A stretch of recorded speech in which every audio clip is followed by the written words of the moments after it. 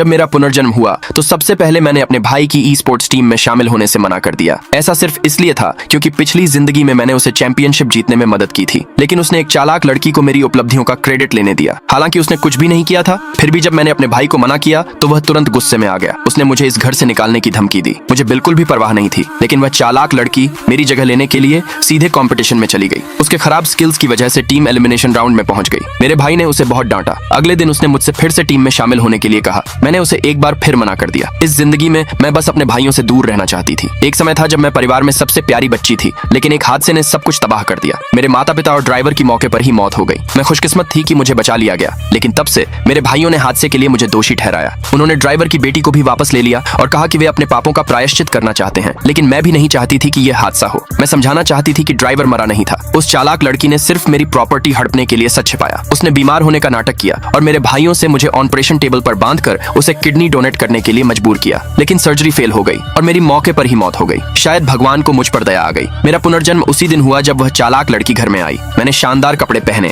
और उसके गोद लेने की सेरेमनी में गई। मैंने अपने भाइयों के दिए हुए सारे तोहफे भी उतार दिए और उस चालाक लड़की को दे दिए। मेरे भाइयों को लगा कि मैं शरारत कर रही हूँ, लेकिन असल में मैं बस उनसे एक साफ दूरी बना रही थी। मैं चाहती थी कि वे हमेशा अंधे और बेवकूफ बने रहें। फिर मैं बिना पीछे देखे चली गई, लेकिन वह चालाक लड़की मुझे जाने नहीं देना चाहती थी। उसने जानबूझकर कहा कि जब वह बीमार होगी तो मेरे लिए खाना बनाएगी। मैं उस पर ध्यान नहीं देना चाहती थी। जैसे ही मैं जाने वाली थी, वह जानबूझकर जमीन पर गिर गई, लेकिन अगले ही पल मुझे चक्कर आया और मैं गिर गई। जब मैं दोबारा उठी तो मेरा एक और भाई वहां आ गया। उसने मुझ पर न सिर्फ उस चालाक लड़की को चोट पहुंचाने का, बल्कि जिम्मेदारी से बचने के लिए बीमार होने का नाटक करने का भी आरोप लगाया। मैं अभी समझाने ही वाला था कि उसने मुझे सीधा थप्पड़ मार दिया। उस चालाक लड़की ने मेरे पास आग में घी डाला। यह सुनकर मेरे भाई को फिर से गुस्सा आ गया और वह मुझे मारना चाहता था। ठीक उसी समय स्कूल के डॉक्टर ने उसे रोक दिया। स्कूल के डॉक्टर ने कहा कि मुझे 40 डिग्री का तेज बुखार है और मुझे काफी समय से परेशान किया जा रहा है, लेकिन मेरे भाई ने इस पर बिल्कुल भी विश्वास नहीं किया। इस पल मेरा दिल पूरी तरह टूट गया। मैं बस इस नाटक को खत्म करना चाहता था। मैं अपना सामान पैक करने घर गया, लेकिन मेरे भाई ने मुझे रोक दिया। उन्होंने कहा कि जब तक मैं आई स्पोर्ट्स टीम को चैंपियनशिप जीतने में मदद करूंगा, तब तक मैं इस घर में रह सकता हूं, लेकिन मैंने उसे मना कर दिया। मैंने कहा कि मैं पढ़ना चाहता हूं। अगले भाग के लिए कमेंट में यस लिखे।